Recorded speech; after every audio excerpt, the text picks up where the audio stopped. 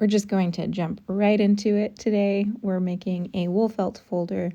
I will post a link down below to where I bought it. It is 100% wool felt. It's 3 millimeters thick and 8 by 12 inches. So, anyways, I like how that looks. It's all chunky. It's been a while.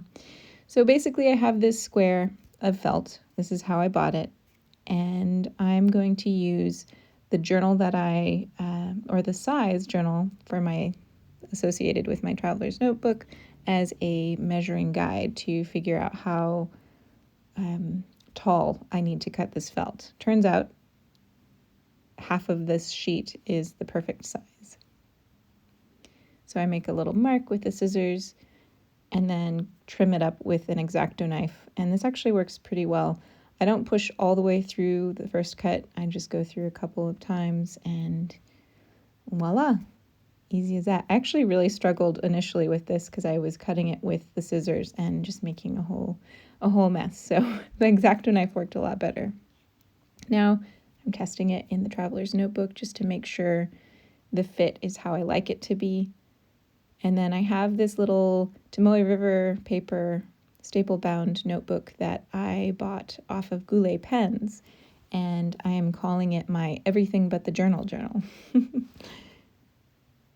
And in fact, real quick, the sticker that is on that journal at the very beginning of this video is a sticker that I made and will be selling in my shop soon. So yay!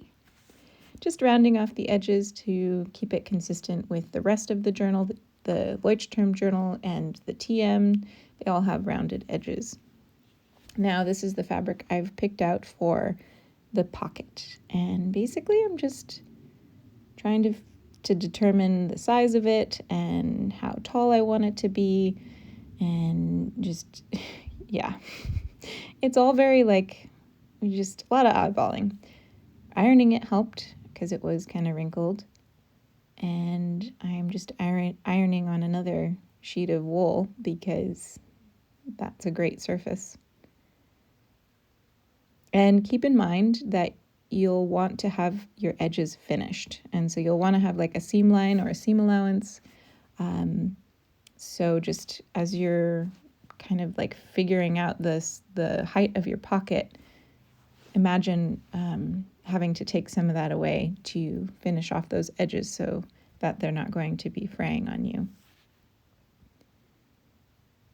So this is going to be one of the edges, and I'm going to iron it flat so that it's easier to work with.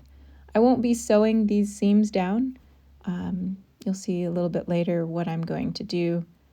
Just because I like to do everything by hand, I really do everything I can to not pull out my sewing machine.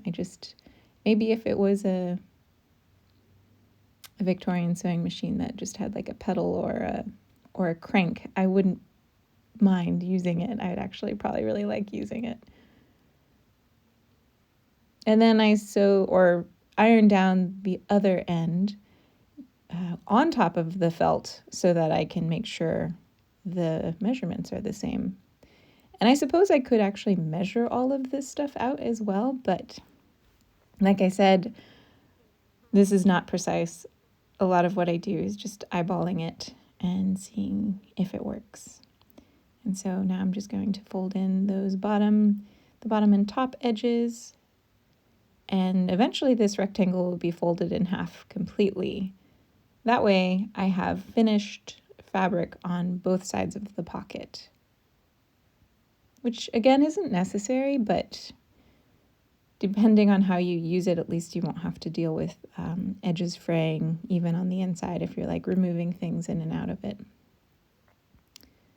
So now just double checking that fit and kind of tucking in the corners just a little bit so that they're more rounded like the felt, and then pinning it in, which will make the hand sewing a lot easier.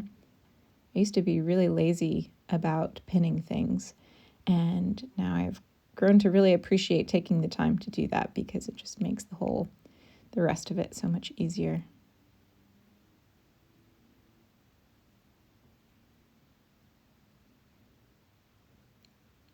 And as I'm stitching up these two pieces together, I can kind of like finagle those edges or those corners a little bit better.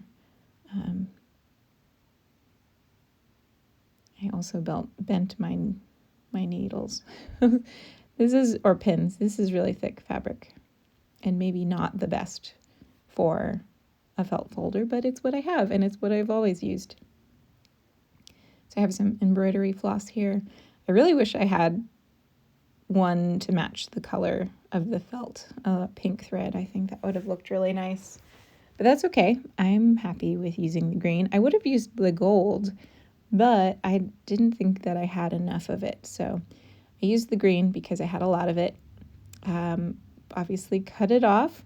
I do not tie my ends off. I leave a little tail hanging loose. So just be cognizant of that if you are, not to pull your needle completely off the thread. So I don't know what this stitch is called, but well, first of all, before I explain the stitch, basically I'm just getting it started by making a little stitch around to hold it into place. Now I'm going to stitch through, and before I pull that loop all the way, I'm going to run my needle through it. So always go in from the same side, make a little loop, put your needle through that loop before you pull it tight. Stick it in, make a little loop, put your needle through, and pull it tight. Maybe it's called a saddle stitch. I don't know. So I'm going to stitch up all of these sides and hopefully have enough thread. Well, actually, I'm doing a voiceover, so I know I just happened to have enough thread. I almost ran out. It was a close call. I don't tie off the end in the beginning. I'll go back to that at the end and kind of like tie it off, just so that I don't have to deal with like a bulky knot, but I leave a good length of the tail free so that I can go back and tie it off properly.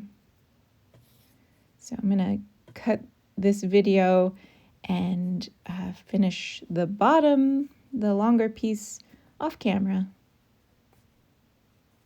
And but before I do that, here I am just kind of working those corners a little bit.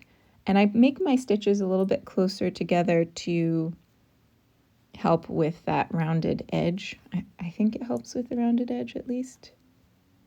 And again, I'm kind of manipulating that fabric of the pocket just to make sure it fits nicely with the felt. Okay, so I've done the bottom, and now I'm just stitching up this other side, and you can see how very little I had left of thread. And I was like, oh, please, please, just make it to the end. And luckily I did, but I did lose it right there, and I had to re-thread my needle. Okay, so, and there, I just lost it again. It was hard working with such a small bit of thread. But anyways, to tie it off, I run a loop. Oh, I'm not doing it yet. Sorry, thought I was. Here we go. I think this is where I do it. Okay, so before pulling that loop all the way, I'm going to weave my needle in through the loop 3 times, and then I'll pull it tight. And then I'll run my needle out the other end. You could do this a couple times if you feel like it's necessary, and then snip it, and that'll be that. And now, the side I started on, running the needle through the thread and doing the same exact thing, where I just make a loop and put the needle through the loop 3 times, pull it tight, run it through, and snip it off. Yay. And then I recommend putting your needle away before you move on. Otherwise, it could get lost and end up on the floor and stuck in your foot. Okay, so this is really important. What I've just done is saturated the felt with water before I started ironing. And again, if you're using a felt that is a wool mixture, be careful. Do like maybe a little test with your iron first, because you might melt your fabric. I don't know. Wool, 100% wool felt is naturally wicking, so it takes a little while to saturate it with the water because the water just naturally wants to like run off of it. So make sure at least the spine where that fold is going to be is nice and saturated so that you can get it to lay really flat. I think this is what makes the wool felt folder the most complete looking. If you skip this part, I feel like it just looks a little bit like undone and a little bit messy. And we're done. That's all there was to it. So I hope this was a helpful video for you. I will talk to you all later.